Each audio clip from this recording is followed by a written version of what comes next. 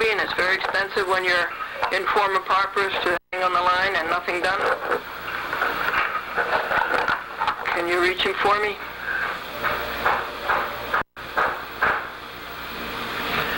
Okay, nothing said.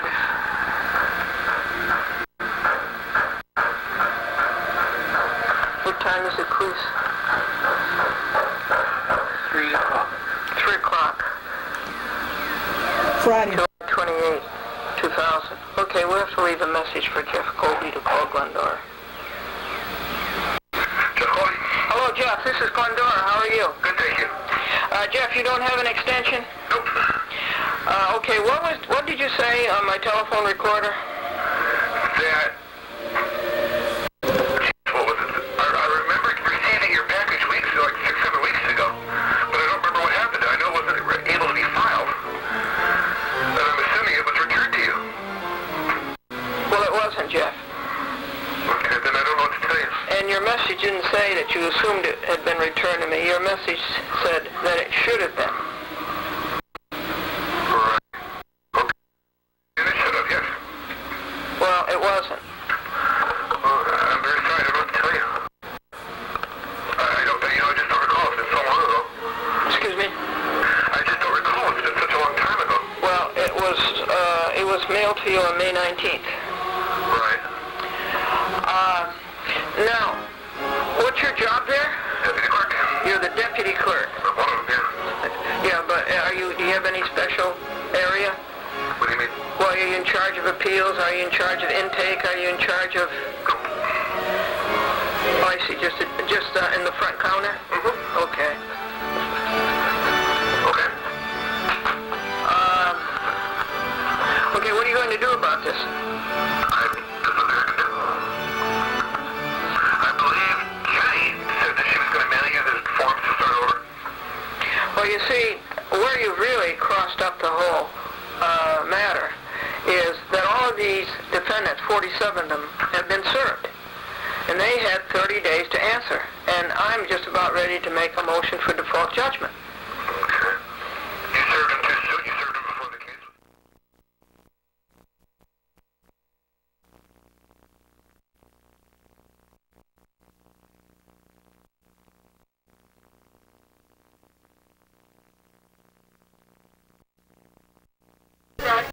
Barbara Goldberg. Let's have a picnic at your house.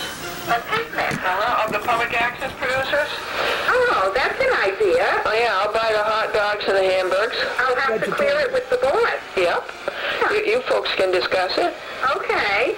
I understand there's going to be a picnic in the city for that Queens group, or I don't know. Yeah, the Belvedere Castle. What's the Belvedere Castle? It's at the end, apparently, of 79th Street. Oh. And I would believe it's on the east side, right, Franklin? I would think it would be on the east side. Uh-huh. Right, and, okay, we'll work on it.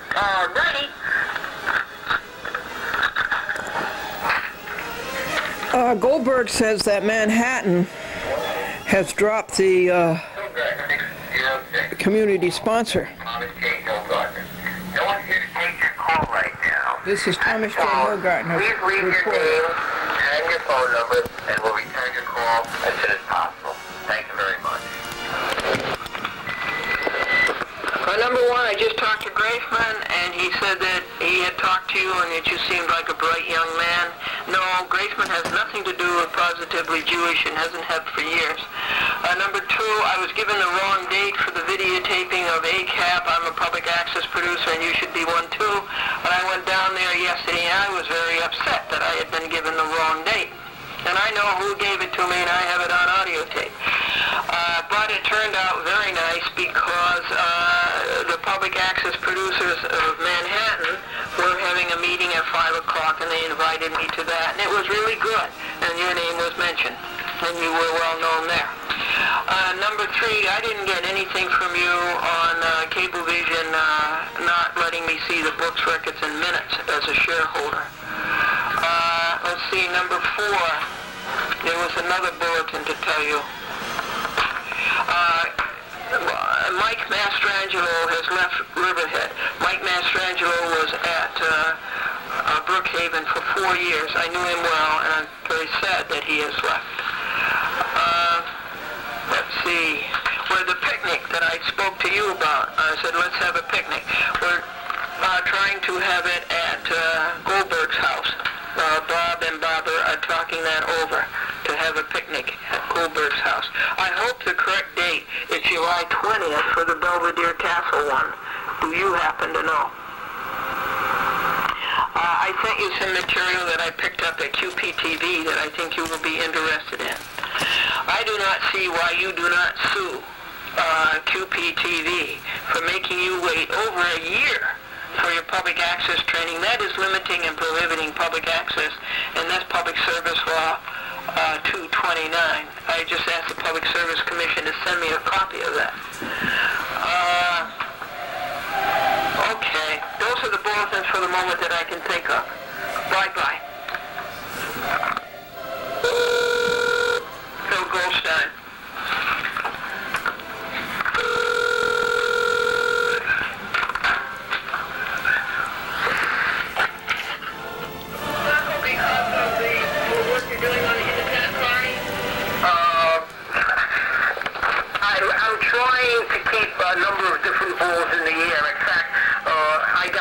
Something in the mail from you today. I haven't even had a chance to lift it up and take a look at it. Have you mended your fences at home? Well, yeah, you just caught me. I'm embroiled in a situation with Zabby and Cablevision regarding the quality of the programming. They're alleging that we can no longer use the VCRs to dub our programs, the Riverhead VCRs, that the quality of the programming has declined because of the VCRs that we use, and we have to use the editing machine, which means it's going to become more costly and slower because we can only do one tape at a time instead of multiple tapes as we used to do, and so on. So I'm going to have to... That's a real pain in the neck. Ask your apologies, but I got to get back to her. She had me on a conference call. Okay, that's a real pain in the neck. Okay, Phil, I just have news for you. Mike Mastrangelo has left. Oh, He's left Riverhead. oh, He's through. that is interesting. He's left the company. Oh, Okay, Phil, talk to you later. thanks a lot. All right. You're welcome. Bye. There's this card. She has the same number now. Please choose one of the following options. Manhattan Neighborhood Network. Anthony Ritter. 301. Please hold. Thank you, Franklin.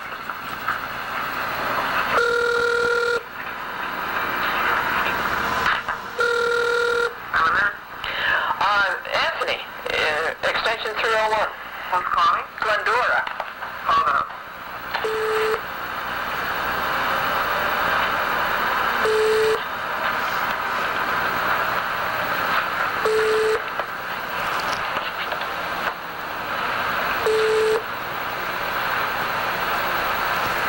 Will he talk to me? Will he come to the phone?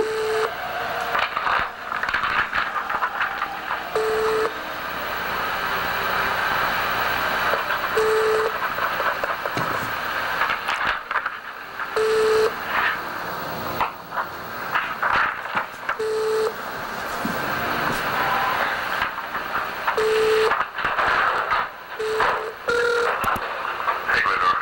Oh, hi, Anthony. How are you? Good. Oh, I didn't expect to have you live. Anthony, I was very impressed by Manhattan Neighborhood Network yesterday. Was that your first time looking around? Well, no, but it was my first time looking around so long. I was very upset that I had been given the wrong date. It was the day before. But it was fortuitous because Laverne says, we're having a public access producers meeting at 5 o'clock. Why don't you stay? And so after I found a parking space, I was able to stay, and I thought that was very interesting. Lee was there, and Frank Craven was there, and Laverne and myself. And we had a great opportunity to exchange information. That's great. I'm glad you were there because you have a lot more experience with access than probably the others. You think so? Oh, yeah. I don't have as much as you. When did you start? 1980. Oh, 80. Okay, yeah, I did start in 74, I guess. There's hardly anybody that started before then, so... That's right, before 74? Again, you and George George Stoney, what is he doing, by the way? Is he still at NYU? He's still on our board. Yeah, and is he at NYU? Yeah. Yeah. I know somebody that got an award of Fred Strauss. Do you know him up at White Plains? He got an award from George Stoney in Washington, D.C. years ago. Oh, I got that award about 2 years ago. Oh, you did? Yeah. Oh, great. Yeah, for lifetime in access. I'm half his age, so. Okay, that was it. I would But just... I'm always glad to hear, you know, if you ever just want to call and say something good, tell them to put you through no matter what. Oh, really? Yeah, because I get so much bad stuff. Oh, well, that's sad. Anyway, it's a great operation, and as I walked around, and I videotaped a lot of it for the other people to see, particularly the glassed-in editing booths. I think that's spectacular. I remember when Cablevision was going to move us out of Hicksville. Hicksville is a tremendous head-in. Were you in Hicksville? No, not anymore. They moved us out. But when they were moving us out and planning down in Lynbrook, they would keep calling me in and say, well, what is it you do and what do you use, what kind of equipment what is it you want to walk out of here with? And they pretty much designed Lynbrook to fit those specs. And anyhow, I said, are you going to have glassed-in editing booths like Manhattan Neighborhood Network? And they said, well, no, we don't think so. We're getting ready to do some non-linear ones, but we might not glass those in. Really? Yeah, because we think, you know, the non-linear stuff, it really is such a group process. The learning is such a group process that we really think that we sort of need to have people to be able to interact a little bit more in order to learn from each other. Oh. Non-linear, you know, I can see, you know, you kind of shut yourself off, but I think with the linear, but with the non-linear stuff, everybody's going to have to be learning from each other for a while at least, and so I think it might be helpful to have it. Oh, gee, that's going to be something interesting to see. It'll be within the next few months. Oh, really? Yeah, we ordered the equipment yesterday. Oh! We ordered the furniture yesterday, so we'll start ordering the equipment once we get the furniture set up. Oh, Anthony, that's exciting. Yeah, all Macintosh. Oh, really? Yep. Oh, Anthony, good for you. I bet you're excited about that. I am. Sometimes it just looks like work, but when people are happy about it, then it makes... Of course, that really makes you advanced. I'm so happy for you. And I read, of course, in the, not this past Manhattan news, neighborhood news, but the one before, how you had all those situations with it. And you got it all, and you found out a better price, and you got it way down. And We were going to spend $30,000 per unit, you know, to get... wow. Really more like 40, 45 to get Media 100. And by switching to the Macintosh Final Cut Pro, we should be able to do, I guess it'll be about $16,000 or $17,000 for a really pumped up system. Well, something was 5,000. It came down to... But yeah, but I mean, including everything, the furniture, the extra storage. Oh, so you cut it down. Oh, yeah. In half almost. Well, yeah, actually, it's more than half when you consider that we're getting a lot more stuff with it. Because we're going to have like a server in the middle that, for instance, if you're editing a program, it should have extra stuff on it like PSAs and local footage and graphics and stuff that you can pull across the network into your own program. Wow! Wow! Well, that's marvelous. There's going to be a picnic, ACAP, July 20th, I think it is. I'm going to double check that date because I've given the wrong one yesterday. But I think, August 20th at Belvedere Castle at noon.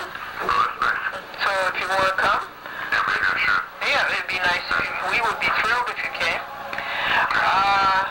you know, I'm supposed to be showing them some records, and I've just been running a little bit behind. And Yeah. we talked to them, let them know we can probably do it next week for sure. We'll do what? They wanted to see the producer lists and all that stuff, you know. So, Oh, I didn't know anything about that, Andy. That's news to me. What do you want me to tell them, that they can probably see it next week? yeah. All right. We happen to run into them. I haven't been trying to hold it back. I've just been sort of tied up. But Okay, I'll tell them that, next week. because I should be talking to them. Anthony, my editing at Lynbrook Cablevision is superb. I wish you could come over some Tuesday morning and see it. Well, you know, I might not be able to, but you know, I might be able to send somebody at some point to take a look. Some of the more technical people. I can show you a picture of it. It's just great. You know, I can do 6 stops simultaneously. I walk out of there with, say, for instance, last Tuesday, or take the Tuesday before. I walked out with 11 programs, half hour each, all different, and I had 16 stops in addition.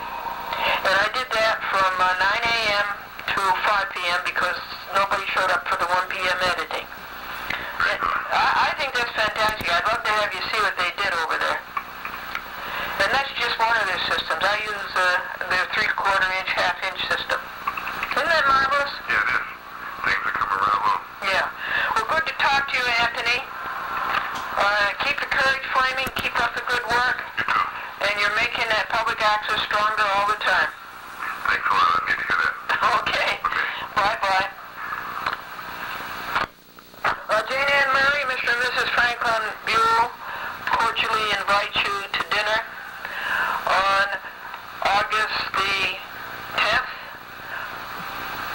at 6 p.m.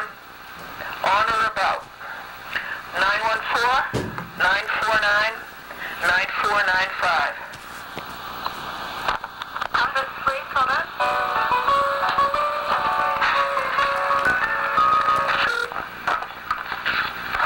Good afternoon, Mr. Hostetler's office. Amos B. Hostetler, please. Glendora is calling. I'm sorry, it's not here. Okay. Do you know when? Away from my desk at the moment. Paul Feiner. Paul Feiner, it's Glendora and Franklin. We have to do something about system-wide public access. I had some work done by a handyman named Frank. He lives in Hartsdale.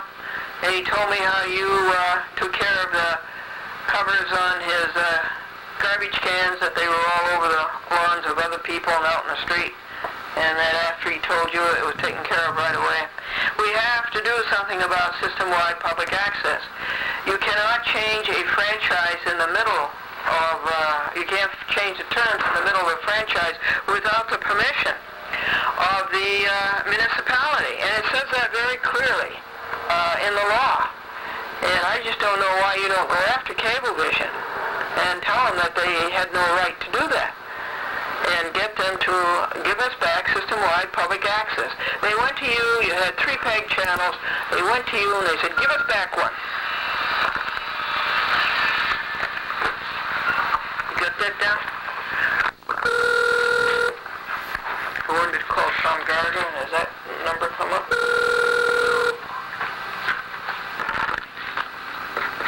Just to that voter staging, I'm going to substitute. Oh, hello, may I talk to you? Public Service Commission. New York State. Now contains the old Cable Television Commission.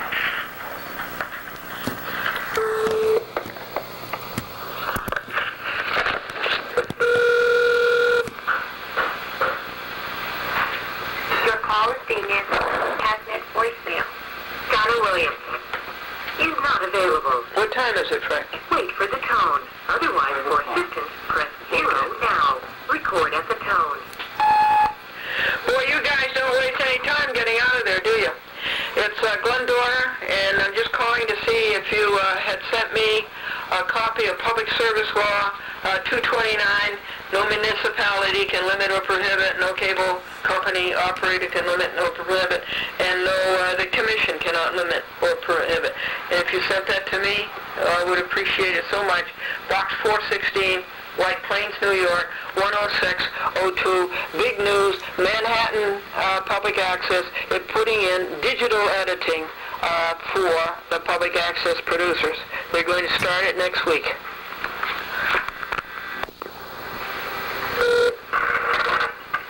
Tom Goddard's office, Barbara speaking. Hi, Bob. It's Glendora. How are you? Good, thank you, Glendora. He's left for the weekend. Okay. Can I get a message? He'll call you Monday. No, just give me his voicemail. Can you do that, or do I have to? No. I have to dial again, huh? They don't like to use it, Glendora, unless it's absolutely necessary. So, Okay, it's absolutely necessary. yeah. Okay. All right. Yeah. All right, dial it again. Yeah. Tell Jim Dolan it's absolutely necessary. You tell him. I will. I will at the next annual meeting. All right. Okay. I'll dial again and get Tom's message. Yes. Thanks. You're welcome. Bye-bye.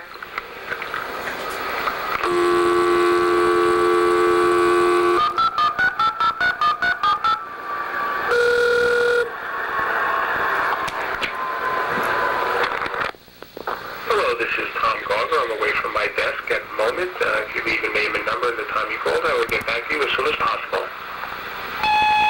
Hi, Tom. It's Franklin Glendora. We just wanted to tell you that everything's going very well, and we appreciate it. We're very happy with it. The editing at Lindbrook just goes on every week, and it's perfect. And we get so much done. And Amy Colombo is so good about giving us specials. When she has empty hold, we send her additional tapes. And Diane Bennett and Amy Van Horn are so good at that too. And so we're very, very happy with it.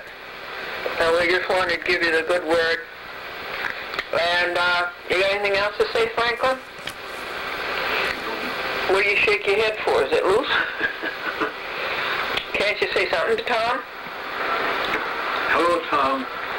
Hope you're enjoying the weekend. And Mark Shukin calls us up. I call him up, and he calls us up, and he says that the network industry is moving so fast it makes the television industry look as though it's standing still. The internet, not the network. What did I say? Okay, the internet industry is moving so fast it makes television look as though it's standing still.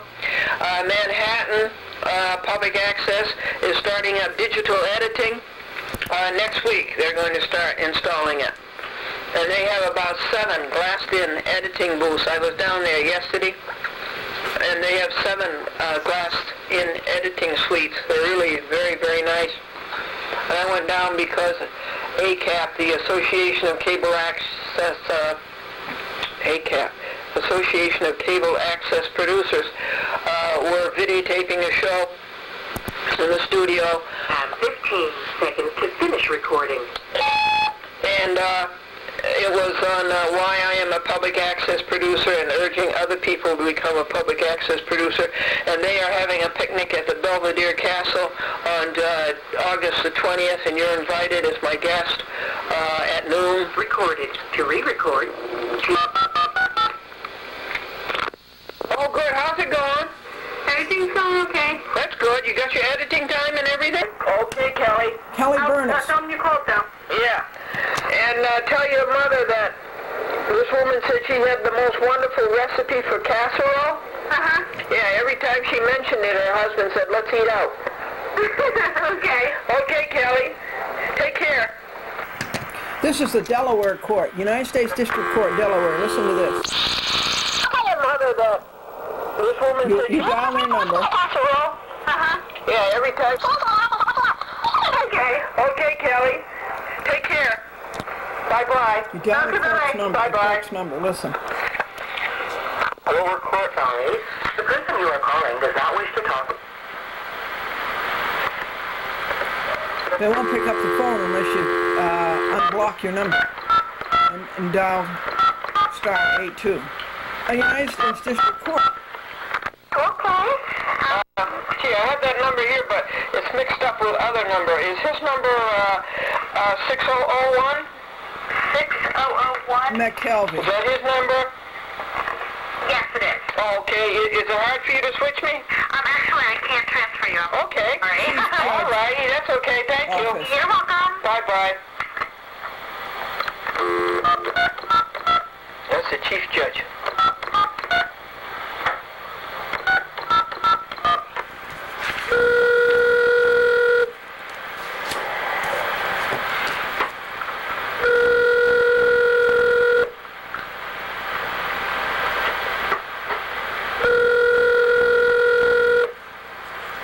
This is Glendora versus Casari, Cher, Generoso, Rice, and a court officer.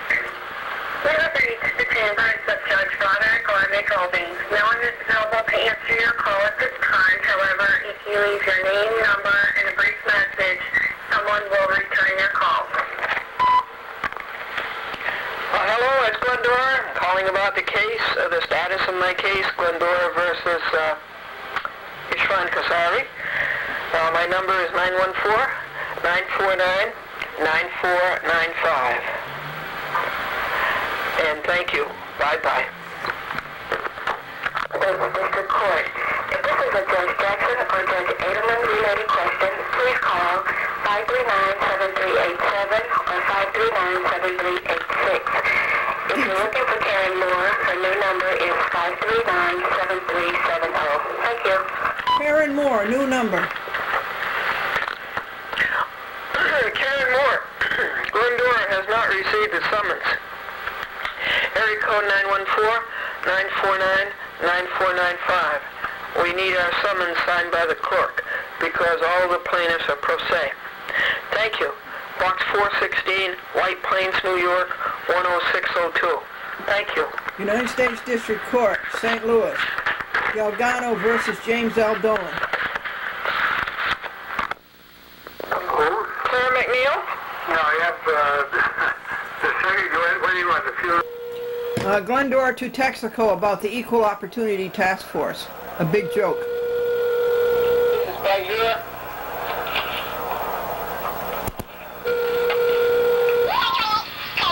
At 4:30 on Friday. What a bunch of loafers. You have reached Maria Cepeda on extension 7344. I'm either away from my desk or on the other line. Please leave your name, number, and message, and I'll return your call as soon as I can. Thank you. This message is from Mr. Bajura from Glendora, and I want to know if he received my annotations, interlinears, and marginalia on the task force reports for the last 3 years. And when will the task force report be coming out? It should be coming out in August. Number 914-949-949. Ford Motor Company, no help. Yes, is Mr. Hutchins in? Have a meeting, may I return the call? Yes, could you please call Glennie? Mr. Glennie? Yes, Glennie. Okay, the phone number? Thank you, 914. 914? Yes, please, 949-9495. May I tell what's regarding? Yes, I'm trying to restore my 1980 Lincoln Continental Mark 6 Signature Series. Oh. 351W. I just have 4 more things to do, and one of them is that I cannot get my clock to come on and the information. Oh, let me have you talk to Catherine. Maybe she can help you. Who is Catherine? Catherine works for Mark. Is K a C, or is it a K or a C? With a C. Okay. Okay, just a moment, please. Let me help you. Catherine, is Mark Hutchins there? He is not, and I answer all the calls that he gets. Well, what's this, a screening thing? No, Mr. Hutchins travels and he has a lot of meetings, and so I answer all the calls and letters that he receives. What are you, a secretary? No, I'm in customer service. How can I help you? Well, when would he be back and when could he call me? Okay, he has asked that I respond on his behalf, so if you'd like some assistance. Okay, so he's shutting us out, right? Okay, fine, I get the picture. He's shutting us out. Okay, it's not going to do him any good. Call is recorded and is going on television. Goodbye. Sorry, I'm calling you too late.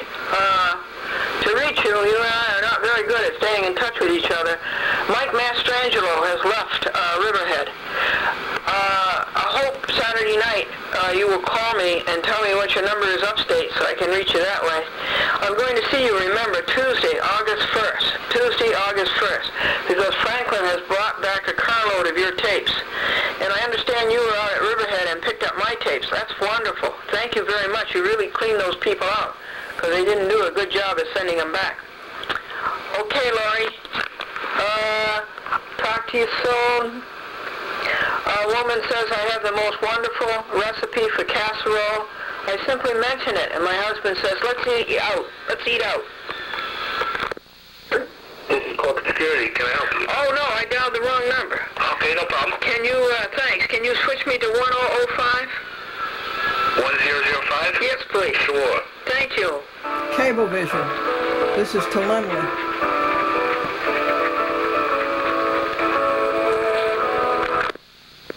Hello, Kim. Is Robert Lemley there? He's on the phone right now. May I take a message? Does he have a voicemail?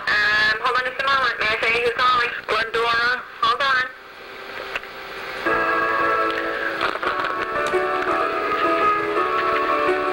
How to get to his voicemail? I don't know, ma'am. I'm an message. That's no good. When will his voicemail be available? It'll be available at 6:30. Okay. Okay? It'll be available all day tomorrow? Yes, it will. Okay, I'll call tomorrow. Okay. Thanks, Kip. Welcome. Bye. Bye-bye. I really don't know how to do that. My number's 914-949-9495. So let's try again. Bye-bye.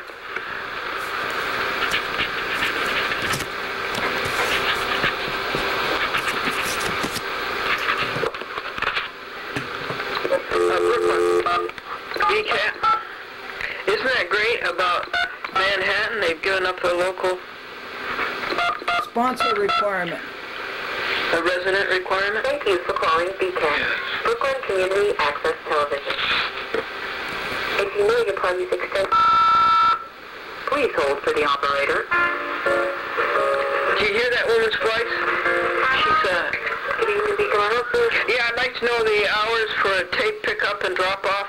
have until 7 o'clock. Monday through Friday from 10 to 7, Saturday from 10 to 4. Monday through Friday, 10 to 7, and Saturday 10 to 4. 10 to 4. Thank you. Okay. Then how come I couldn't pick up my tapes that day?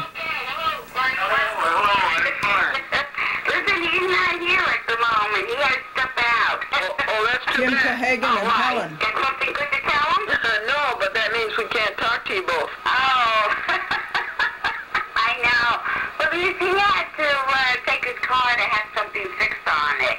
Okay. I think it was something with the brake where the pan fell off or something, whatever it is. Okay, did you see the program lately? Rockland County. Tuesday nights I work, you know.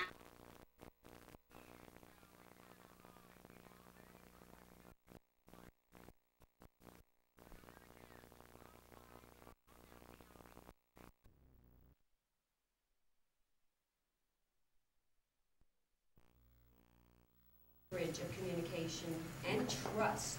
I think that it's necessary to really unite, and producers do need a voice. So I think that's about all I can say actually, because at this moment I haven't really had time to go over a lot of these laws that entitle the producers to a great many more rights than they think now that they have the right to, and I won't elaborate on that since I'm not really versed in it.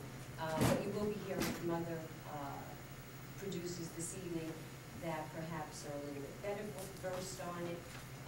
But if you feel that CTV has been a home for you, or you had a place here in the past, or you have a voice that you want to be heard as a producer, then I think you should come on down or look into our organization, BCAT.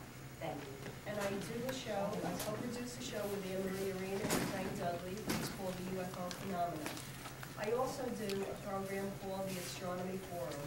The purpose of these shows are to educate people. I would just like to let the audience out there in TV land let them know that last week I was at a board meeting, and I felt like I was in a movie. It was a scene like in the 1800s. It seemed like a lynching was going on. There was a pit bull loose, and the exact to do with CTV producers and our future here. I would also like to say that, well, let me introduce Anna from the Manhattan and Queens TV production studios there. And she has an organization that would benefit all producers in the future. And then I'll take the microphone back. And I just want to say that I would like to bridge the gap, and I welcome Anna here, Anna Vitale. And maybe, Anna, you can tell the producers and the general public what's going on in Queens and the 5 boroughs. Okay, I'm so happy you invited me to be here tonight. My name is Anna Vitale. I'm the president of the Association of Cable Access Producers. We started our organization for the very same reason you guys are joining together. Because public access is really a tool for the people, and it's becoming a tool for bureaucrats. It's becoming mishandled. It's not what it ought to be. And ACAP, the Association of Cable Access Producers, is beginning to unite all producers from all boroughs, the Bronx, Brooklyn, Manhattan, Queens, and we're hoping to embrace you guys in Staten Island. We need to stick together. We need to have a voice in this public access, reaching out to everybody, and we're getting people's response because it seems to be a widespread situation. It's not only in Staten Island, it's in Queens, it's in Manhattan. Producers at the public access facilities in the other 4 boroughs that similar conditions exist all over our town. I'm also told, folks. And now, For Staten Island and Manhattan, Queens. And, oh yes, here we are. You're on camera three. So, to these people, when you get down here, show your interest, send the letters in, send the email address. Do you guys have an email address here? www.sictv.org. Okay, that's a website address. Do you have an email address? It goes to, go to the website, you'll find the email. Okay, go to their website, find the email. Be happy, be USAN, and I am a community access producer since 1993. I should say at the top of this, I am also a member of VCAP, the Volunteer Community Access Producers and Providers. I am also Mr. Gary Bartell's friend and have been for 30 years. That said, you heard a number of VCAP folks talking up here about the despicable display that was put on by the Board of Directors at their meeting just the other day. It's beyond disturbing, the way that they were dealing with that. And it makes me think that William DeLucio must resign. That's behavior that no human being should have to undergo.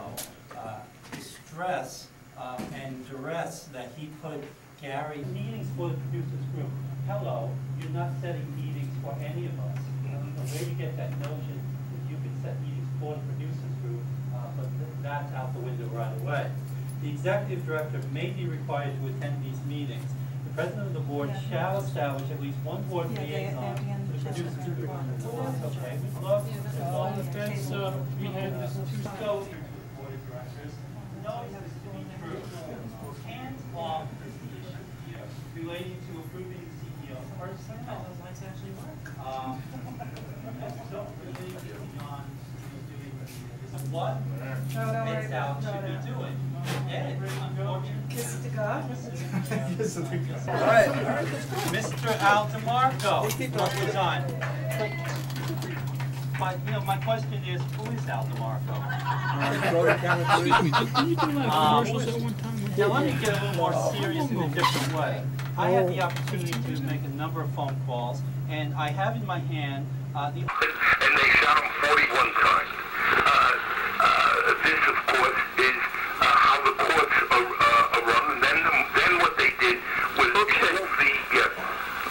they moved the case out of the jurisdiction, and we had a judge up there who was part of this legal mafia, and he acquitted these cops. He instructed the jury. That's right. We've done DL. What are we saying today about the court? What we're saying this is that we're talking about the need for a collective bargaining agreement with the lawyers, and we've got to have the lawyers.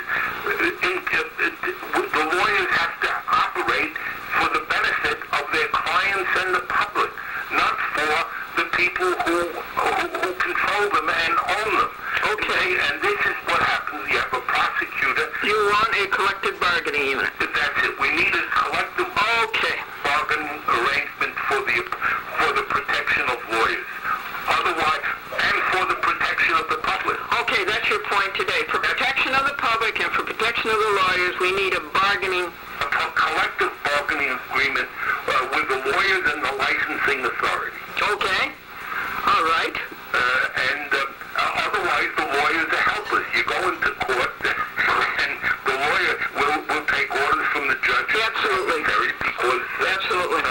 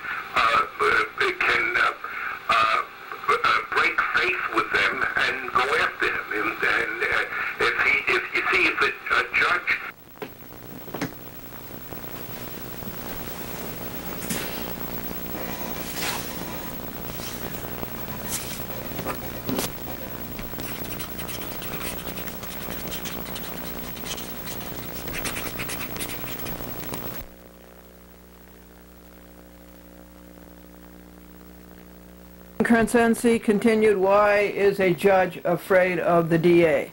Why is a United States judge afraid of the U.S. attorney?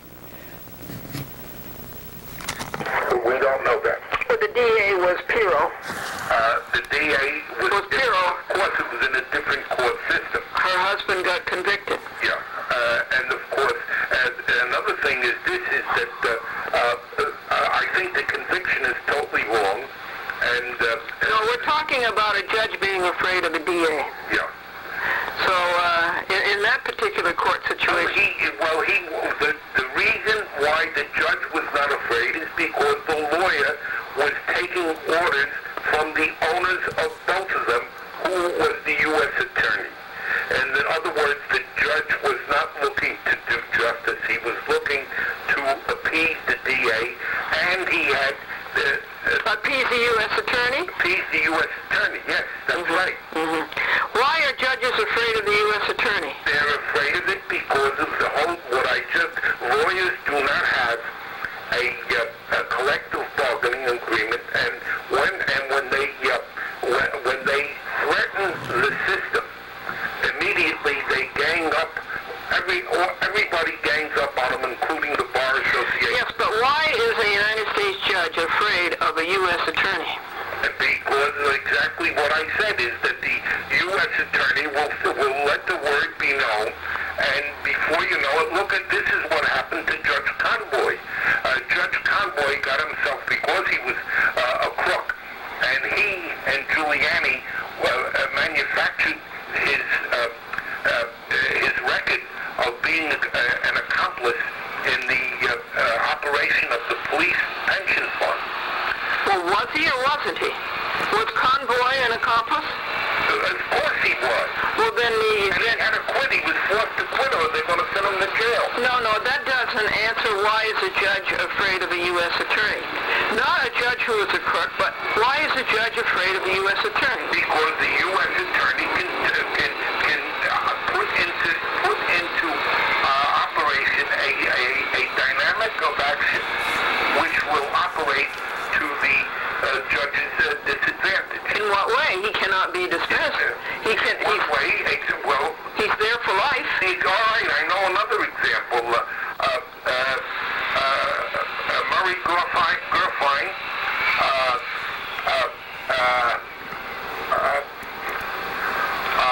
Marvin Frankel. Marvin Frankel. He became a partner in Proskauer Rose. Judge who became a partner in Proskauer Rose was forced to resign from the judge, but they didn't prosecute him because he was manipulating decisions in the management of an OSHA-funded labor organization. Every U.S. judge is afraid of a U.S. attorney? Sometimes, well, let me put it to you this way. Depending on the circumstances, because they give these people channels they give them space, and if they break the spatial tolerance, that's when the retaliatory response becomes a threat to the judge. The U.S. attorneys? Yes, the U.S. attorneys are all run by a gangsterhood of a secret government, and that's the reason why lawyers need a collective bargaining agreement. Look at the lawyers. Yes, we got that point, but I want to know what can the U.S. attorneys do to a U.S. judge? He can make trouble for him, and what they'll do is they'll transfer him to Alaska or some other place. They'll into an area where How can U.S. attorneys do that? They do that because the U.S. attorneys are not appointed by the people of the United States. They are appointed by a gangsterhood that is run by, in the Second Circuit, when I was practicing, the guy who ran the place was a guy named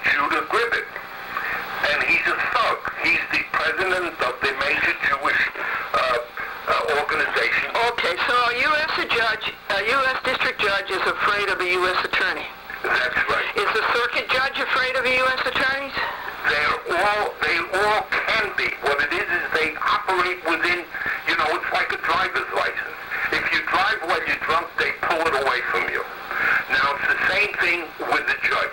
The judge has the metaphor of driving while he's drunk if he makes the U.S. attorney too unhappy. And, of course, this is what... And the U.S. attorney, then, is always going to win? A U.S. attorney is always going to win, yes.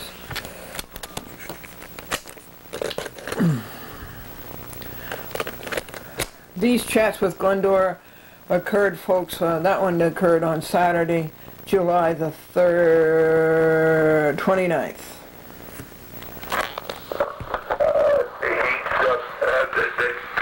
He's an Italian and he's too big enough. He's not an Italian, he's an Arab. No, she's an Arab. This is Piro. Crescenzi, That may be the other thing. Crescenzi speculates that the U.S. attorney wanted to bring Piro down because she was building an empire, and the empire was getting too big and too successful.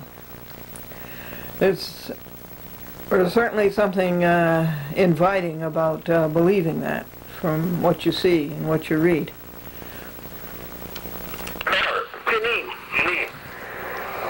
Okay. So that may be another thing, is there may be this Palestinian thing. Well, I wish you would get it all together, and why all judges are scared of U.S. attorneys. Well, then you agree with me. Oh, I do. My question is, why? Well, I told you, I gave you half a dozen examples. Well, they weren't very clear, Gene.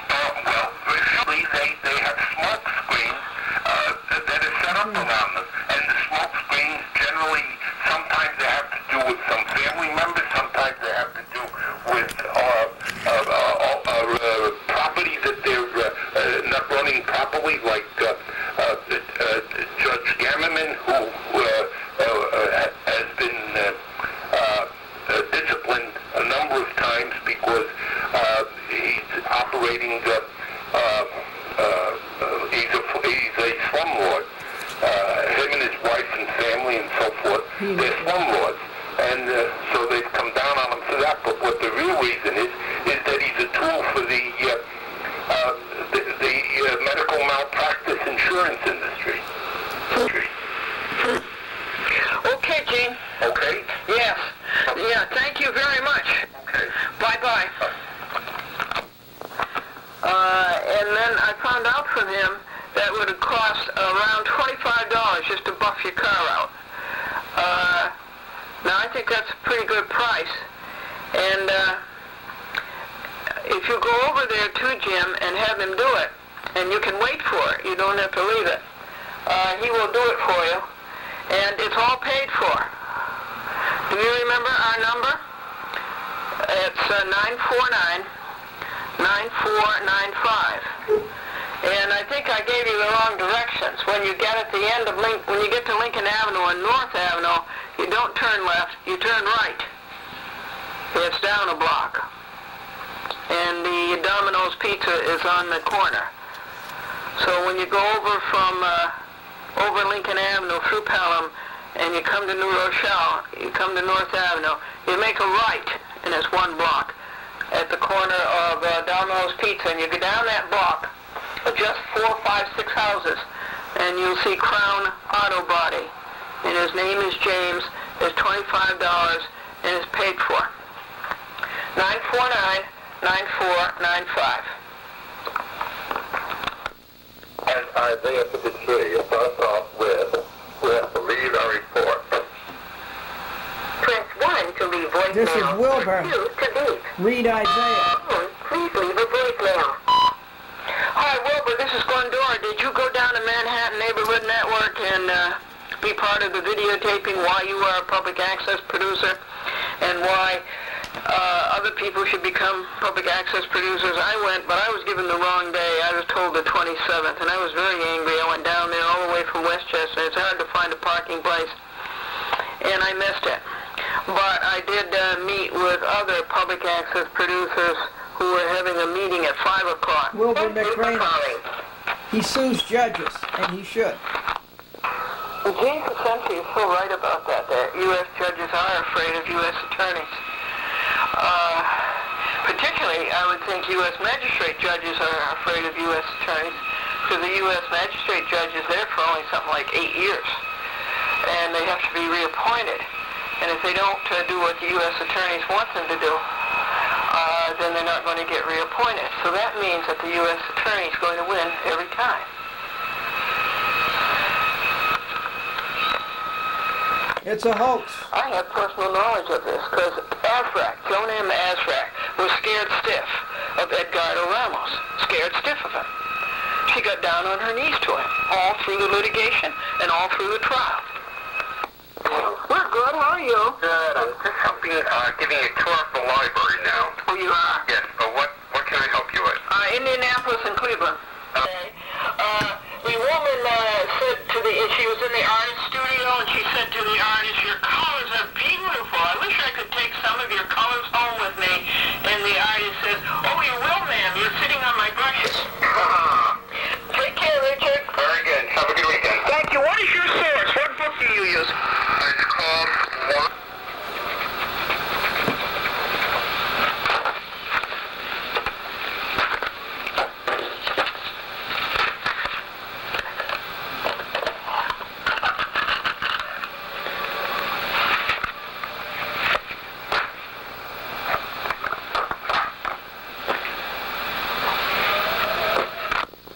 This is the Inspector General, United States Attorney, complaint, Janet Reno,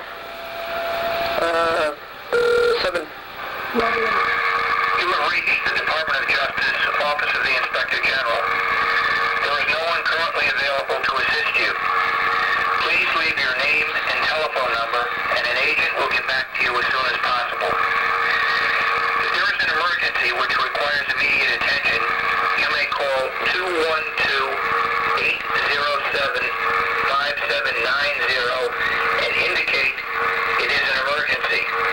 Or you may call the Department of Justice Command Center at 202-514-5000.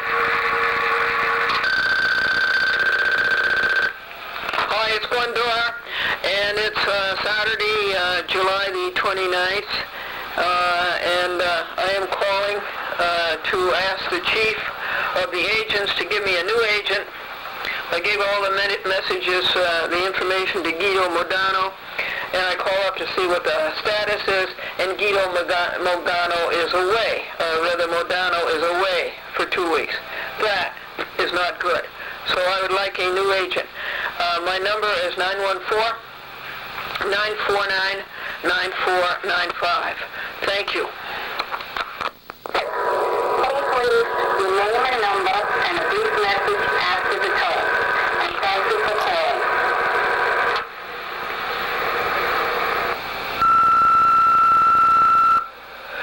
Gene Crescenzi, this is Glendora, and I know that you are right, that a United States judge is scared of the U.S. attorney, and I have had personal knowledge of that.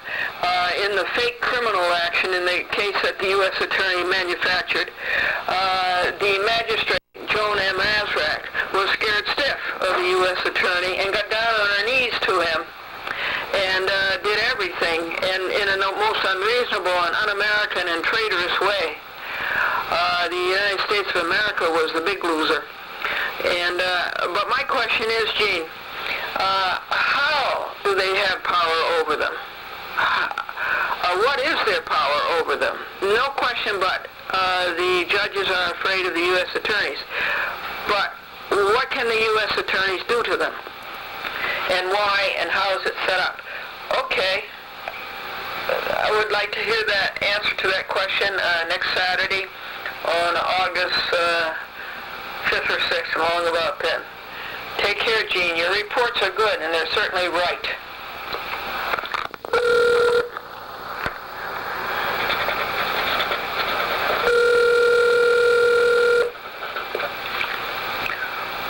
De facto.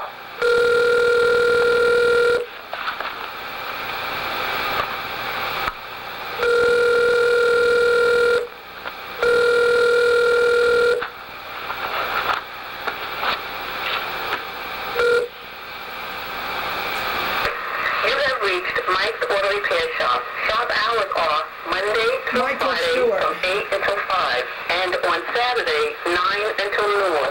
Please leave your name and number. Mike will get back to you. Thank you. When you have finished recording, you may hang up or press 1 for more options. Hi, Michael Stewart is Glendora. I want to thank you for putting the rags in the car.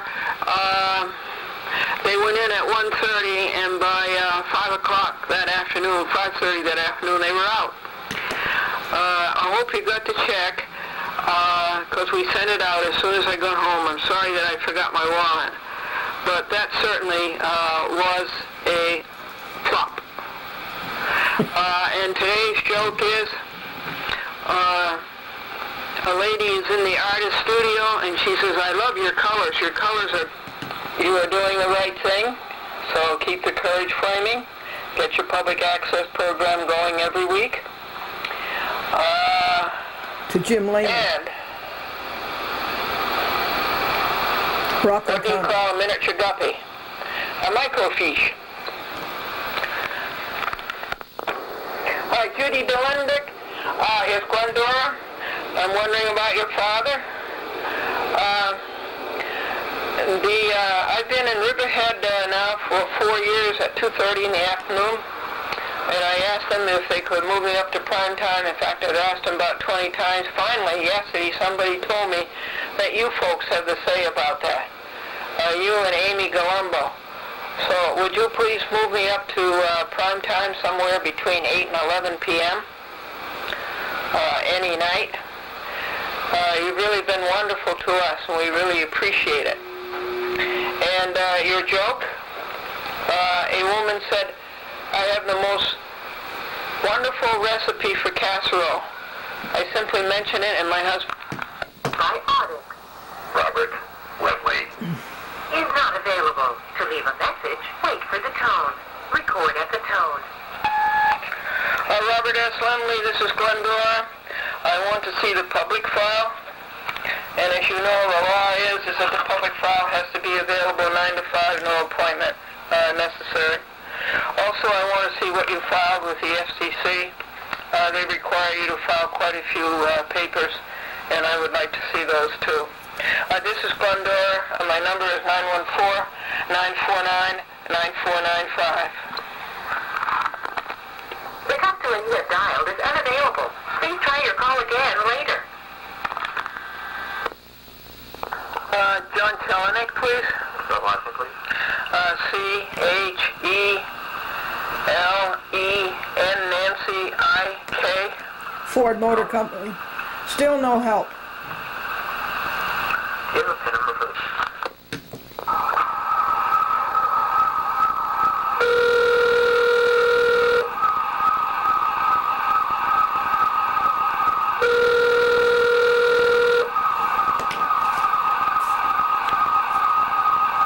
Those are This is Carol. Jane Asmari at the Federal Defenders. I'm not at my desk right now.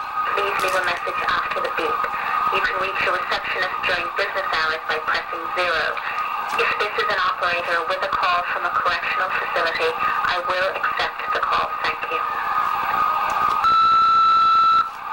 The location for this cordial invitation is Westchester, and it's about 20 minutes from Grand Central. And the date is August 10th, on or about. Number is 914-949-9495. The message, and I will get back with you as soon as I can. Thank you. Recording. Hello, Fred Nunnery, U.S. Court of Appeals, Second Circuit. It's Glendora. Did you get the information that you were looking for? You said you had one more left. Could you please call me and leave the information on my recorder? Telephone recorder 914-949-9495. And why are Bob and Joan the perfect couple? He's a hypochondriac and she's a pill.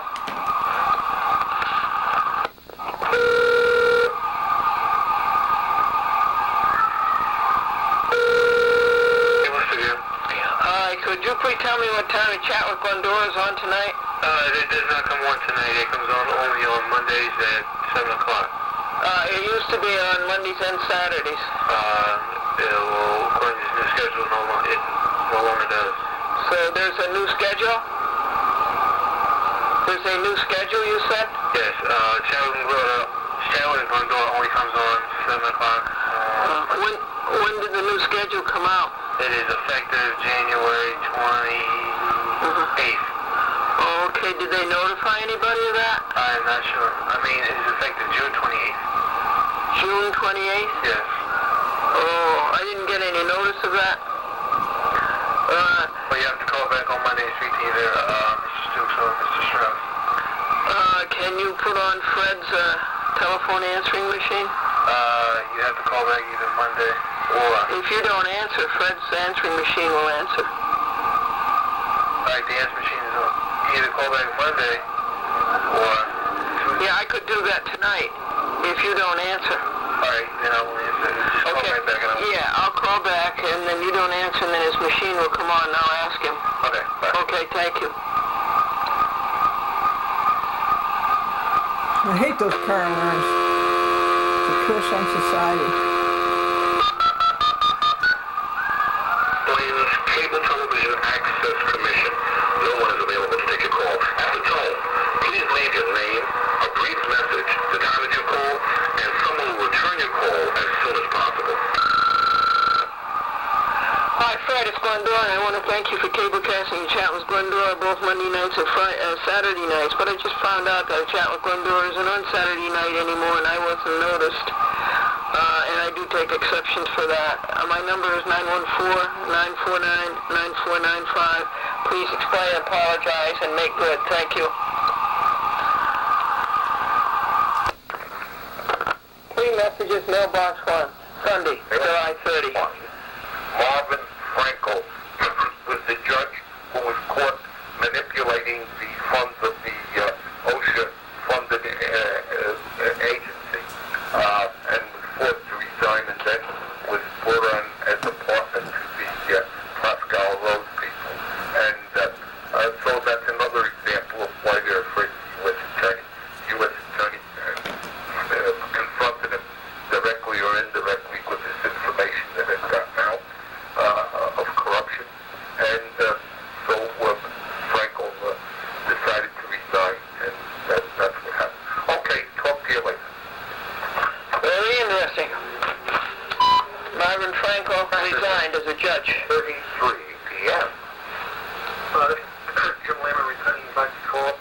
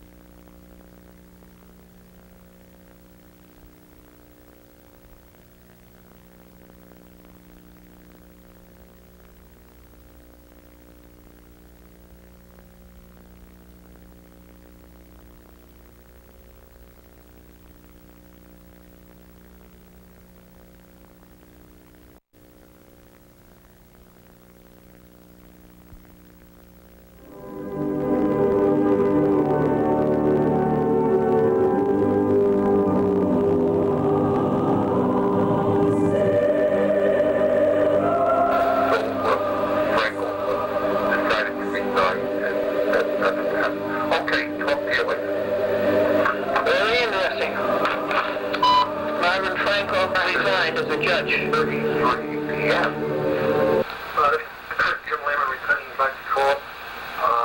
I am still on the embryo stage. I'm still exploring with my tablet. Jim Lehman in Rockland County. He's getting ready his TV program. Roy, I'm going to buy you a telephone answering machine. It's Glendora and Franklin. Well, we haven't heard from you so long. Thank you for picking up the tapes at Riverhead. I was delighted to hear that. Thank you for mailing us the tapes from Hicksville. We were delighted to get those. We're going to see you Tuesday, is that right? Tuesday, August 1st? Around what time is good for you? I think I've got to go back to that crazy Great Neck. I got there at 5:20 last Tuesday and they were closed. I got to go back to that crazy Queens. I got there at 6:20 and they were closed. Let's see. Did you make your demand to see the books, records, and minutes, as you are entitled to see because you are an owner of the company? You're a shareholder. We have to talk to you. So call us. A lot has been going on. I met with Manhattan Neighborhood Network producers, and the ACAP, the Association of Cable Access Producers, did a show on why each one said why she was a public access producer and why the audience should become access producers and so forth. I did 9 shows on Tuesday, plus 16 dubs. And, okay, Lori, program has a new format, but you never see it. Bye-bye. This is Don Hallbaker, Settlement Counsel at the First Circuit Court of Appeals. I'm either in a settlement conference or otherwise unavailable to take your call. If you need to speak with my assistant, Irene Gamble, her direct number is 617-748-9339. Please leave a message after the tone. I haven't heard from you people lately, and that is good. This is Glendora. The Fifth Circuit is almost as bad as the First Circuit. They betrayed America, too, and made fools of themselves. And so the case in which William Young, and Astis are defendants will be brought again in another district court. And what are you going to do about that one? What cheat are you going to pull off here? Your last cheat was to make believe that the case was filed in your court when it wasn't. This is going to be filed in another U.S. district court. And you think we're going to go through the appeals process again, the little game that you play? 914-949-9495.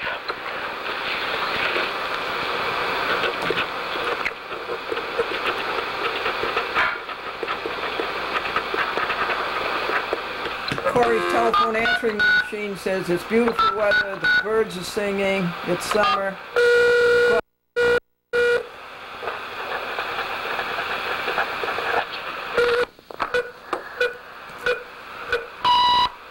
Well, Corey, unfortunately we don't have all of those things. We have rain, cold, damp, wind. We don't have all those nice summer things for this whole week. It's Glendora and Franklin at 914-949-9495, wondering what the status of media news is on that, and also what the status is of the Funeral Planning Society. Keep the courage flaming. Bye-bye. The number 323 Ford Motor Company. has been disconnected. This is a number that security gave me. I'm recording the other number. Yeah, well, there aren't any operators there until tomorrow morning at 7 o'clock. Do you have Mr. Rui's direct dial number? I do not. Oh, I think you do. I think you do. Our computer is down right now. I can't get into it. Our computer is down now. He gave me a number, and the number he gave me was disconnected. Now, Mr. 705 over 330.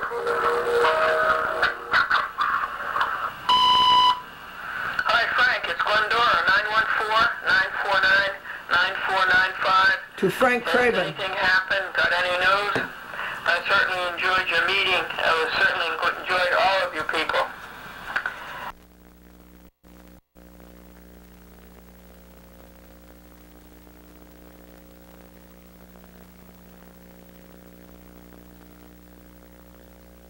Took a chat with Glendora off of the TV.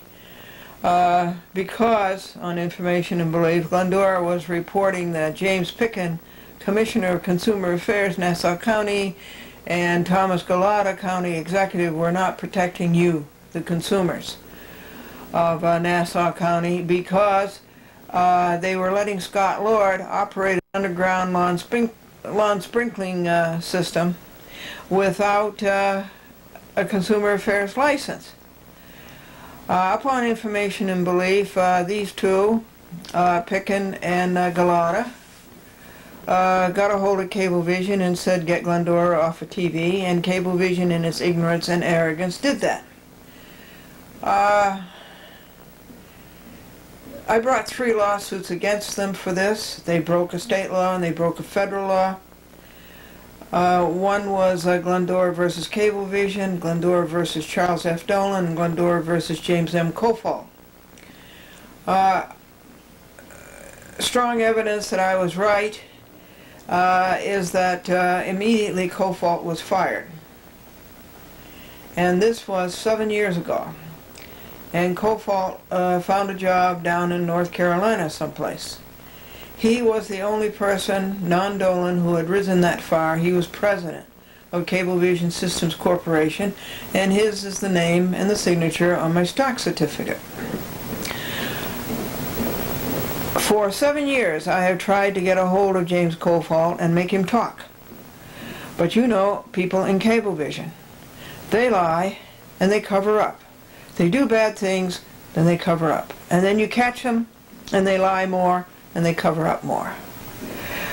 Finally, last night, on July the 30th, 2000, Anno Domini, I called James Kofal at his number in North Carolina. And I said, James Kofal. He said, speaking. I said, who asked you to take a chat with Glendora off of TV? Here is the audio tape. Who asked you to take a chat with Glendora off of Cablevision? He hung up. He said nothing. Okay, that was on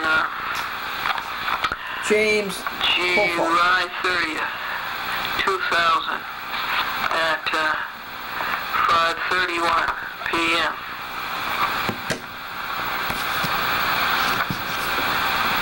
Year 2000. James I've been trying that number for 5 years. 4 years. 7. Here's some dates here somewhere. This is 93. And I finally get him. And he hung up. That's good. We have this on record, folks. James A. Kofal was the former president of Cablevision. And it was in 1993 that Cablevision took a chat with Glendora off of TV. On information and belief at the bid of James Picken and Thomas Galata, because Glendora was saying that the Department of Consumer Affairs was not protecting you consumers in Nassau County by letting Scott Lord operate an underground lawn sprinkler system without a license from the Consumer Affairs Department. And very soon after Glendora sued and made Kofal the lead defendant, he was fired. And he left. And he went to South Carolina or North Carolina or something. He was the highest any non-Dolan had ever gone in that company, president. And it was his signature that was on my stock certificate.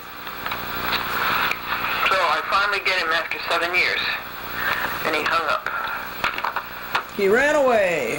But the way all Cablevision people do. They do something wrong, they catch them. that it isn't forgotten. They run away. He certainly remembers the case. He hung up quickly enough. Okay, here it is. At that page. Robert S. Lemley, Executive Vice President, Cablevision. Robert Lemley. Is not available. To leave a message, wait for the tone. Record at the tone. The Federal Communications Commission requires cable operators to maintain various documents and records of their authorization and operation for inspection by the Commission, local franchising authorities, and/or the public. Cable operators must maintain a number of records for Commission inspection. These include a political file, sponsorship identification records, equal employment opportunities records, commercial records for children's programming, records demonstrating compliance with the Commission's least access provisions, ownership records, the designation and location of the cable system's principal head-end, and a list of broadcast television stations carried in fulfillment of the Commission's must-carry provisions. Records required to be maintained primarily for inspection by the Commission or by local franchising authorities include evidence of compliance with the Commission's technical standards, a current list of channels offered to subscribers, proof of performance tests, signal leakage logs, and repair records. A copy of the Commission's cable television regulations, records of subscribers, aggregate information used for assessing fees, and records of subscriber complaints on signal quality. In addition to the above-listed files, cable systems with 1,000 subscribers or more must maintain a public inspection file. This file must contain a copy of records to be maintained as part of the political file. Okay, to be continued. Or I can reach you, and I'll be happy to return your call as soon as possible. If you need to reach me urgently, please contact Dorothy Rogan at 313-594-4748 or page me at 1-888. So that was to Robert S. Lemley. I'm on my way to see the public file. Now watch him run in every direction. And you go over to 1111 Stewart Avenue in Bethpage, and you see the public file and watch them run in every direction. Like the Appalachian Gang. This call is to the Ford Motor Company, Chelinek. And I'll be happy to return your call as soon as possible. If you need to reach me urgently, please contact Dorothy Rogan at 313-594-4748 or page me at 1-888-467-3673. John, I am not going to go to a Lincoln Mercury dealer. I cannot stand them. It's like checking in at an insane asylum or in a jail or in a hospital. I am not going to go there. They are the biggest rip-offs and the biggest crooks, and they don't know anything. And they're no good at solving problems. So I'm not going there. That is not the route. I need a wiring schematic. Can you help me with that? A wiring schematic for that dashboard. The 1980 Lincoln. Mark 6, Signature Series, Continental. 351W. Numbers, Glendora,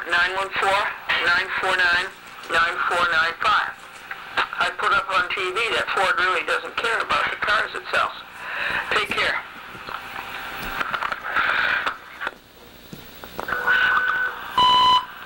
Lori Galgano, Glennie and Frankie are going to have to buy you an answering machine. Lori, even though you can't be there on a weekend, can we have a picnic at your house for the public access producers in Long Island? That's Glennie, 914-949-9495. 3316, the Amherst Opera Enterprise and Glendora. Please wait till after the beep to leave a message. Hi, Cy and Eleanor. These are my community sponsors in Manhattan, Cy and Eleanor Amlin. I met Cy way back in 1974 when he was a vice president of programming, and he worked for Fred Silverman at ABC. Fred Silverman's the one who put ABC into top place. I've known Cy for a number of years. He's a wonderful person, and so is his wife. And so they live on Riverside Drive, a very swank address.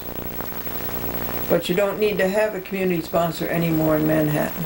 However, hold on to them in case anything changes.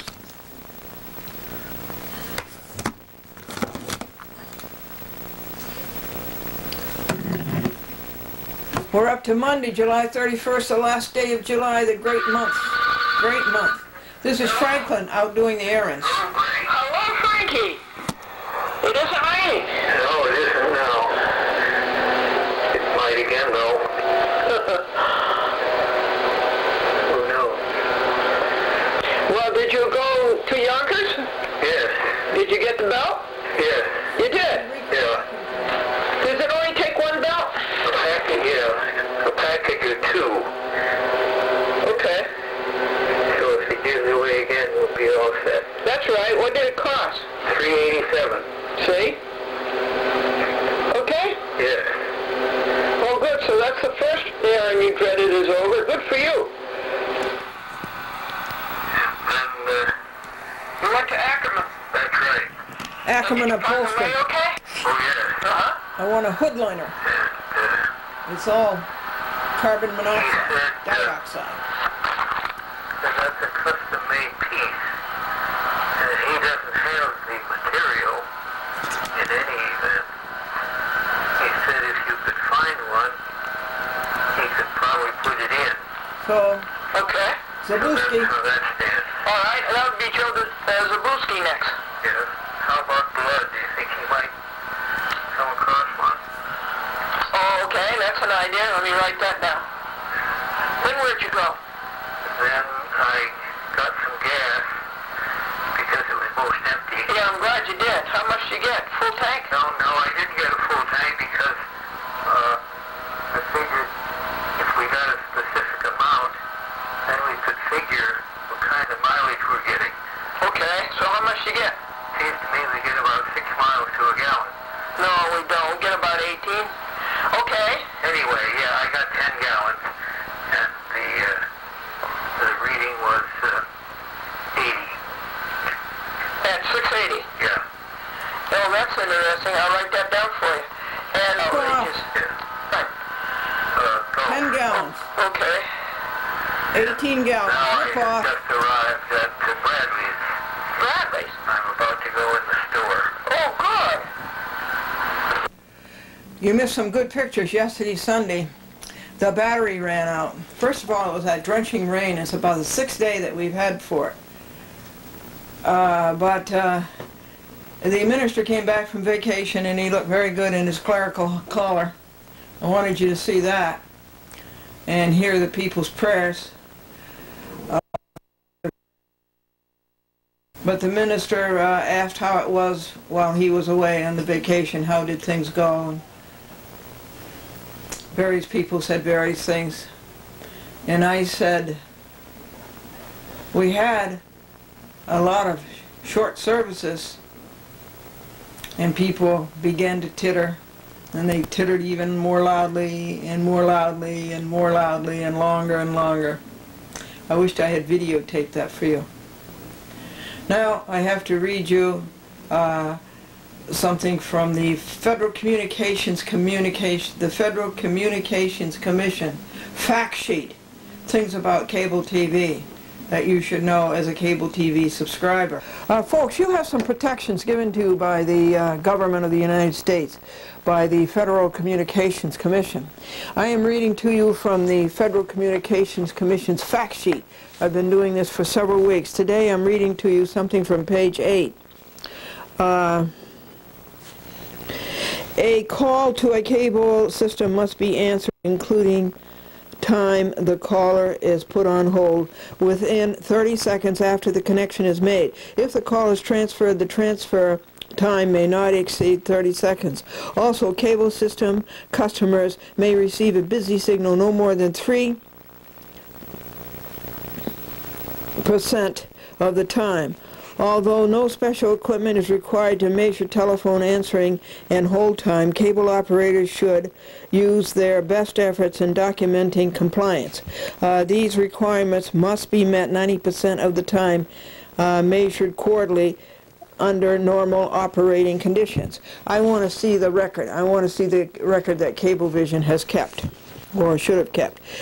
Cable operators may schedule appointments for installations and other service calls either at a specific time or at a maximum during a 4-hour time block during normal business hours. Cable operators may also schedule service calls outside of normal business hours for the convenience of the customer. No appointment cancellations are permitted after the close of business on the business day prior to the scheduled appointment. Now, this is not from the municipal government, this is not from the state government, this is from the federal government. The following information must be provided to customers at the time of installation and at least annually to all subscribers and at any time upon request. Products and services offered, prices and options of programming services and conditions of subscription to programming and other services, installation and services, maintenance policies, instructions on how to use the cable service channel, positions of programming carried on the system, and billing and complaint procedures, including the address and telephone number of the local franchising authority's office. That's your city or village or town. Unauthorized reception of cable services, signal carriage requirements. As a result of Arbitron abandoning the television research business, the Commission has determined that effective January 1st, 2000, the market of a television station shall be its designated market area, the DMA, as determined by Nielsen Media Research.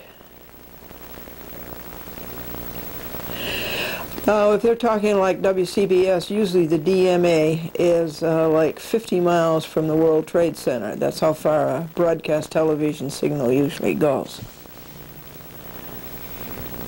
Must carry retransmission consent election of must carry status. Generally, if a local commercial television station elects must carry status, it is entitled to insist on cable carriage in its local market.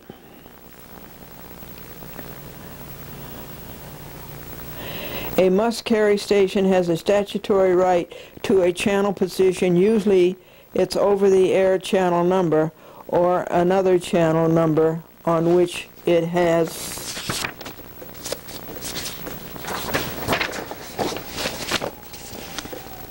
historically been carried.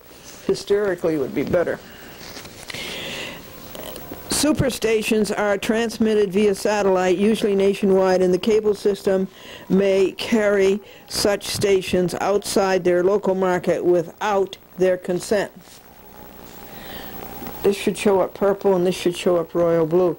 The color would be better because the camera doesn't like a lot of light, but I can't read without light. The camera sees better than I do. And the cable system may carry such stations outside their local market without their consent. The negotiations between a television station and a cable system are private agreements which may, but need not, include some form of compensation to the television station, such as money, advertising time, or additional channel access. Non-commercial educational television stations, low-power television stations, radio programming. We are up to page 11. Syndicated program, exclusivity protection, network program, no duplication, non-duplication, sports programming, blackouts. We are now up to page 12. Copyright. The Copyright Act requires a cable operator to file semi-annually a statement of account including information about system revenue and signal carriage as well as the royalty fee payment. For further information regarding copyright regulation, contact the licensee Division of the Copyright Office, Library of Congress, Washington, D.C. Cable casting that is subject to the editorial control of the system operator. Program content regulations. The rules generally do not apply to the contents of broadcast signals or access channels over which the system operator has no editorial control. That would be indecency rather, and nudity and something else. Things we are not interested in. That was page 12. A lockbox. You know about lockboxes? You know about them? Okay, this is page 13, which is printed upside down. The industry proposed the TV parental guidelines, and the proposal was approved by the Federal Communications Commission on March 12, 1998. The TV parental guidelines, labels, and content indicators and respective meetings are, and then it's TVV, TVY, TVY to the 7th, TVG, and so forth. And then the V-chip, they talk about the V-chip. Section 504 of the 1996 Cable Act required a cable operator to fully scramble, that's a split infinitive, to scramble fully or block the audio and video portions of programming services not specifically subscribed to by a household. The cable operator must fully scramble or block the programming in question upon the request of you, the subscriber, and at no charge to you, the subscriber. We are now up to page 14. 14.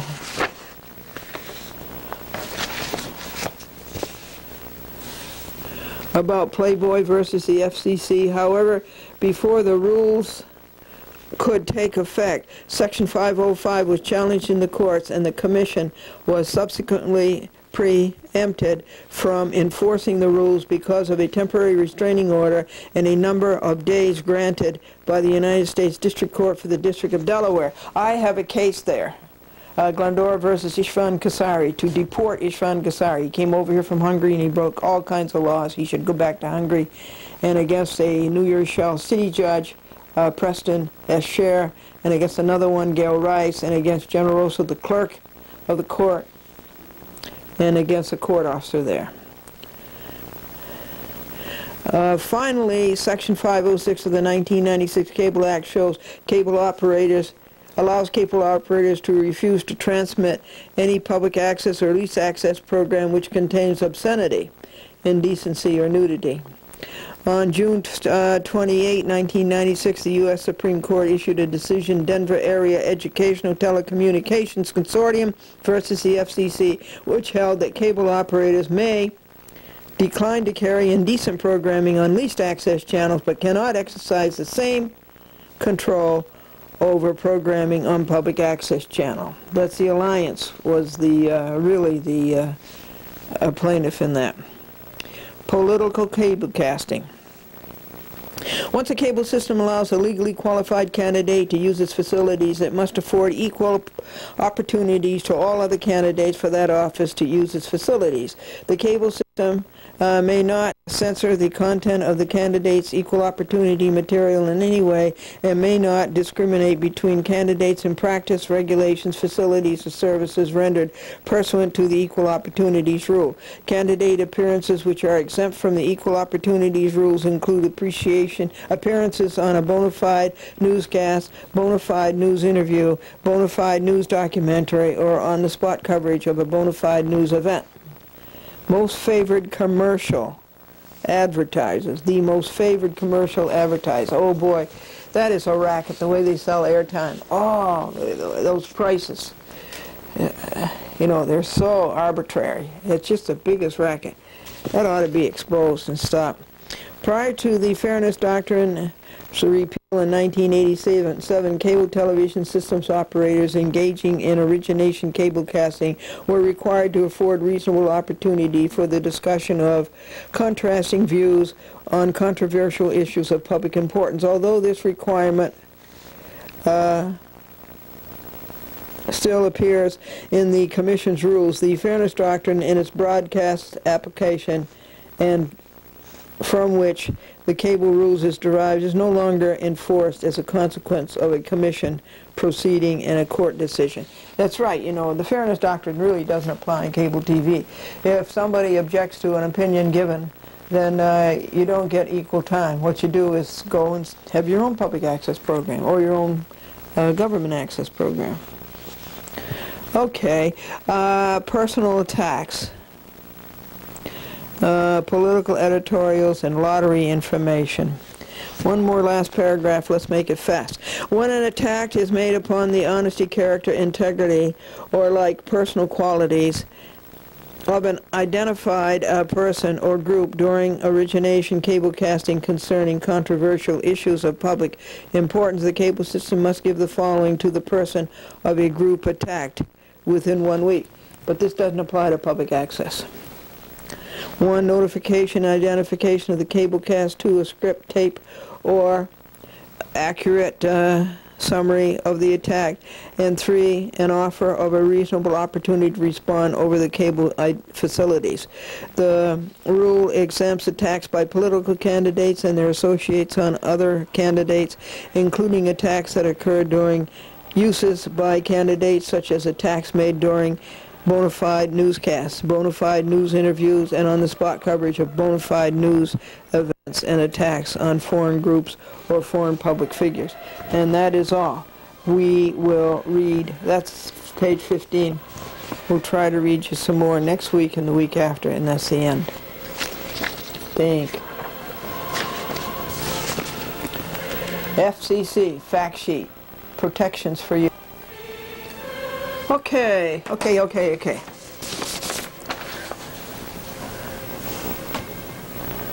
United States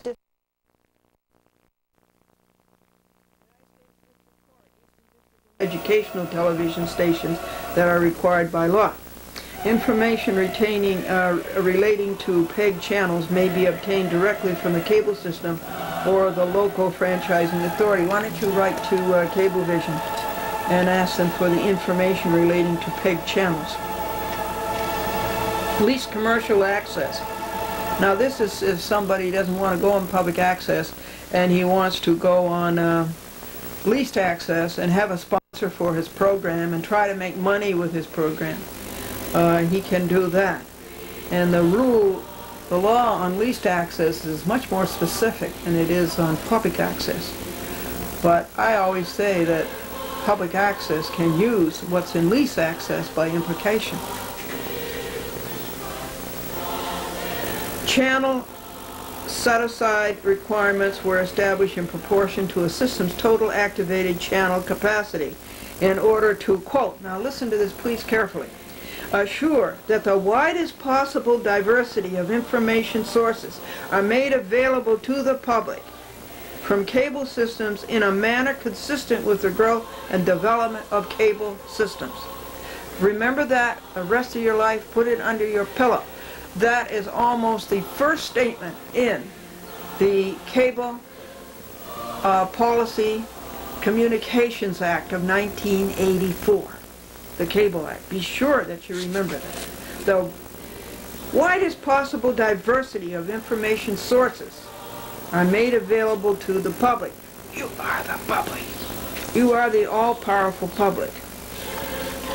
So I have just read you pages 16, pages and 17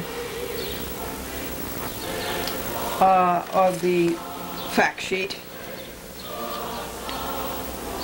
And some of the other topics they deal with are equal employment opportunity, cable system ownership, that's on page 19, and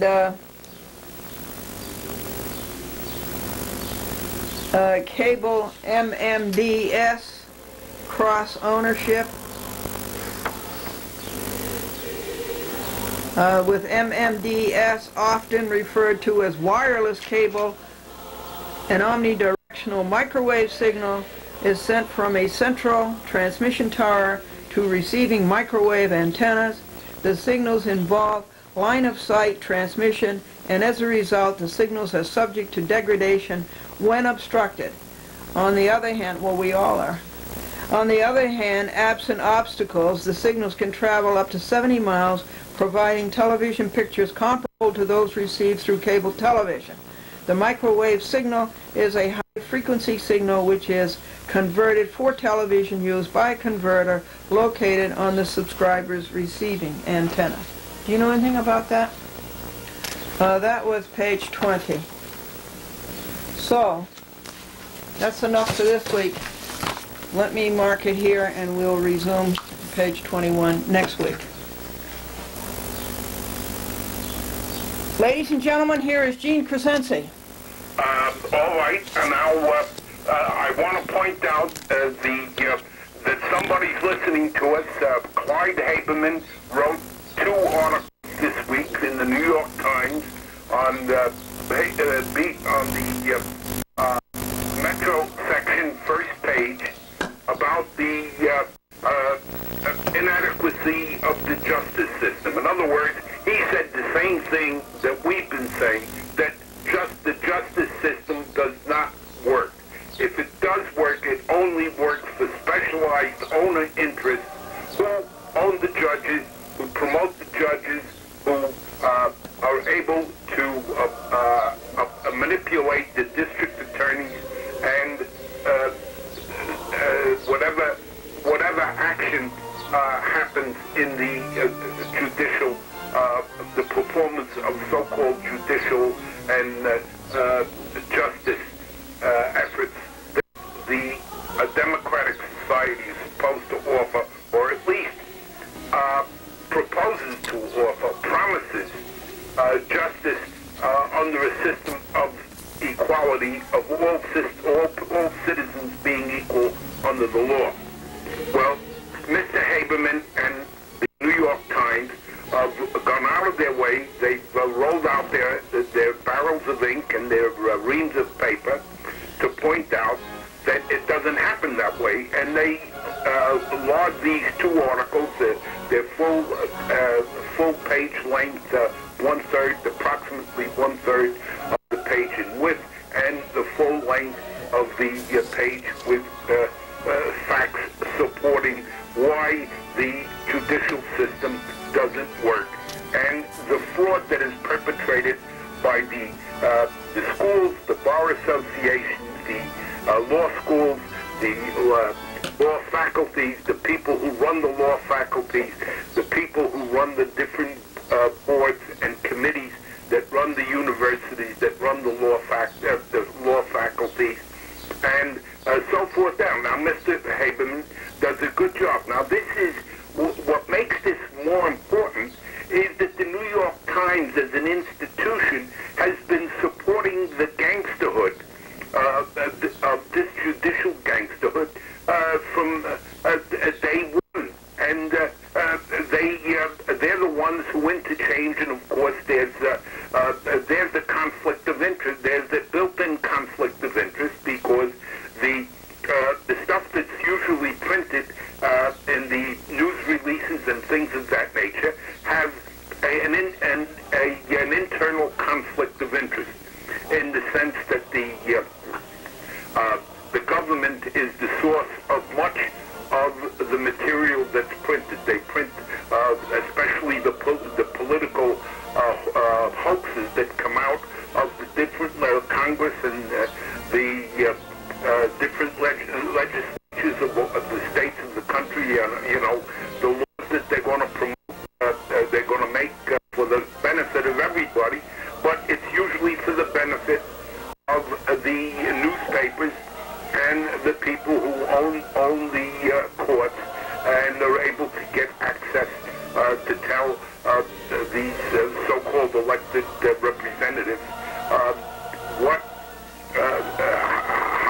how to vote and for whose benefit to vote.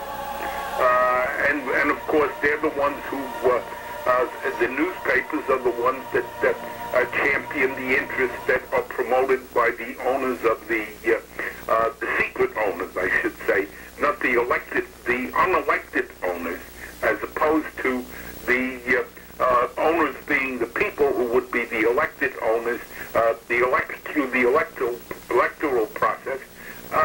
These are secret owners who operate outside the elective process, outside of the democratic process. And nobody does anything about it. And of course, now we see what happened now with Mr. Harold Levy. He come out, he made a bunch of real good speeches about how to improve the educational system, and then as soon as they gave him a little elbow room to put his system into place, and the next thing we know is that we're spending maybe billions of dollars on putting up buildings, or let's put it this way, that they're setting aside money intended for school improvements and building improvements, but that money is going to go into the protected bureaucratic empires that exist in the in the system already, and they're not going to give Mr. Harold Levy an inch more of elbow room to put his policies in place. So what are we talking about today? Well, what we're talking about is the interest of the New York Times to publish 2 articles because it has become intolerable, even though they have been supporting the gangsterhood that runs the judiciary since day one, and they've been supporting the media interest in protecting a corrupted judiciary, to publish this because it's become intolerable. What has become intolerable?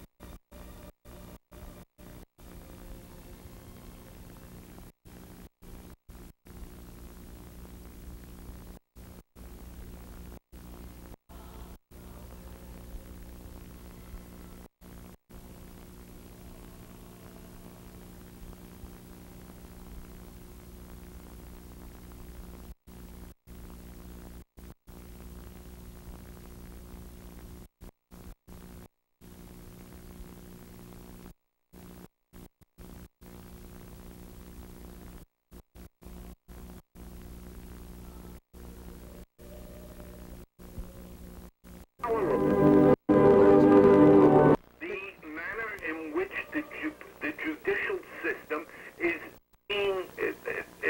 being made to operate for the secret owners. Okay. Its secret ownership. Okay. Is that operates through, you see, it's very complicated. They operate through the bar associations, they operate through the law school faculties, through the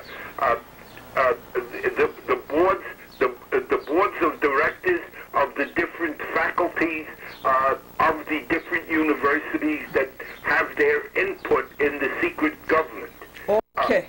And these are things that have to be investigated. If there is something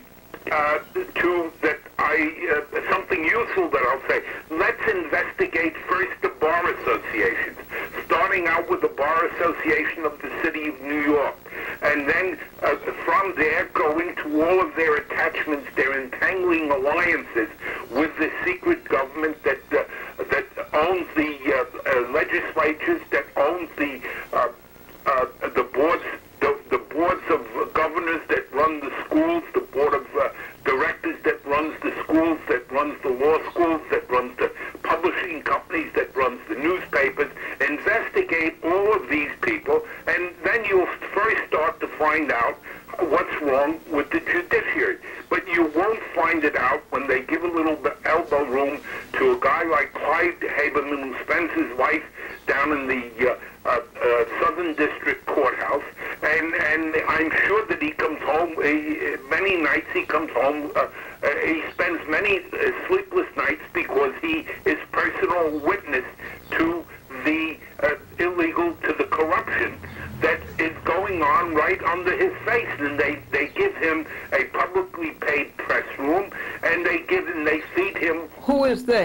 the court itself, the court administration, has a publicly paid press room for these people, for these hitmen who are reporters for the different newspapers and different public news programs and newspapers, whether it's printed or verbal by television, and whether it's television or radio. So why does Haberman have sleepless nights? Because he sees what these judges, the gang of people that we call judges, federal judges especially, what they do. Let me give you an example. Right now, as we stand and talk now, Gisela Weiskopf has charged improper. Gisela Weiskopf is the lead plaintiff in the action to recover damages for slave wages during the Holocaust by the Third Reich and the Swiss banks and other institutions in collaborator France and so forth who collaborated with the Third Reich. She is now denouncing her lawyers and the people who put this deal, so-called deal, together to get this money to pay the heirs, or it's not really the heirs. Her principal objection is the money is not going to the heirs of the Holocaust victims. It's going to these associations that call themselves professional, the industry, the so-called industry, the Holocaust industry, whose sole purpose is to manufacture cases against the government where they can get money. And the time will come where they'll probably bring an action against Chase Manhattan Company, who collaborated to a certain extent with the... Gene, we're on another subject. What is this to do with Haberman? You asked me the crimes that Haberman witnesses in the federal courthouse. Okay. I'm telling you of the crime that is now going down. Okay. And they ordered secrecy to seal the documents of Gisela Weiskopf are sealed. They won't even release the seal to let them know that this money that should be the heirs of the Holocaust victims, it's going to go to a bunch of so-called do-gooder Zionist organizations. Okay, that is another program. Well, it's another program, but you asked me a question. I'm trying to answer you. Okay, we got the answer. Take war on me. Just make it easier for an old sick old man to tell the truth. Okay, we got it. Okay. I think my 5 minutes are up, or whatever. Well, I think it's 11 minutes. Okay. Well, look at, I still love you, so I hope the feelings are reciprocated. I'm sorry. Indeed they are. Okay. Yes. Okay, I tried my best. Oh, you did. You did very well. Okay. Thank you, Gene. Have a good day. You too. Thank you. We'll Bye. talk again. Yes, thank you. Bye.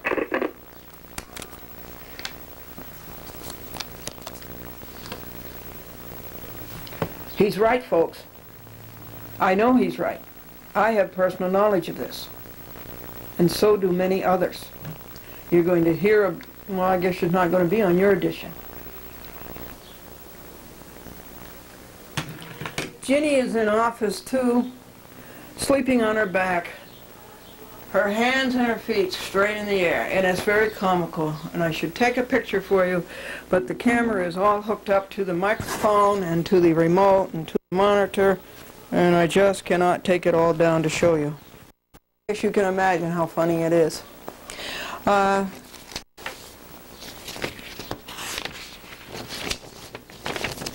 Lawsuit.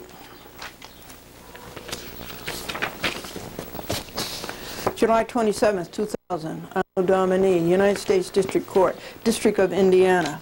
Glendora plaintiff versus Joseph J. Trafficante, Jr., Neanderthal, New York State Court Officer, number 1763, Chief of Court Officer, Security for Westchester County, Chief of Court Officers for State of New York, City of Mount Vernon, and Francis A. Nicolai, defendants.